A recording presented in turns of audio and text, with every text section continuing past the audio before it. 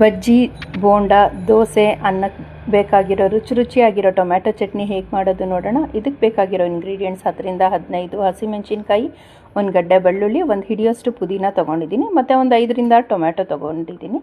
Next ಬಾಣಲಿ heat ಆದಮೇಲೆ ಅದಕ್ಕೊಂದು ಸ್ಪೂನ್ ಎಣ್ಣೆ ಹಾಕ್ಕೊಂಡು ಹಸಿಮೆಣಸಿನ್ಕಾಯಿ, ಬೆಳ್ಳುಳ್ಳಿ, ಪುದೀನನ ಹಾಕ್ಕೊಂಡು ಚೆನ್ನಾಗಿ ಹಸಿ ಸ್ಮೆಲ್ ಹೋಗೋ ತನಕ ಬಾಡಿಸ್ಕೊಳ್ತಾ ಇದ್ದೀನಿ.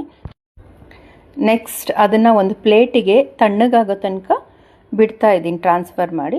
ನೆಕ್ಸ್ಟ್ ಸೇಮ್ ಅದೇ ಬಾಣಲಿಲಿ ಟೊಮ್ಯಾಟೊ ಹೆಚ್ಚಿಟ್ಕೊಂಡಿರೋ ಟೊಮ್ಯಾಟೊನ ಹಾಕ್ಕೊಂಡು ಚೆನ್ನಾಗಿ ಸ್ಮೂತ್ ಆಗೋ ತನಕ ಬಿಡ್ತೀನಿ. ನೆಕ್ಸ್ಟ್ ಒಂದು ಮಿಕ್ಸಿ ಜಾರ್ ತೊಗೊಂಡು ಅದಕ್ಕೆ ಹಸಿಮೆಣಸಿನ್ಕಾಯಿ, ಪುದೀನ, ಬೆಳ್ಳುಳ್ಳಿನ ಕೋರ್ಸಾಗಿ ಗ್ರೈಂಡ್ ಮಾಡ್ಕೊಳ್ಳಿ. ಟೊಮ್ಯಾಟೊ ತಣ್ಣಗಾದ್ಮೇಲೆ ಅದು ಕೂಡ ಹಾಕಿ ಚೆನ್ನಾಗಿ ಗ್ರೈಂಡ್ ಮಾಡ್ಕೊಳ್ಳಿ.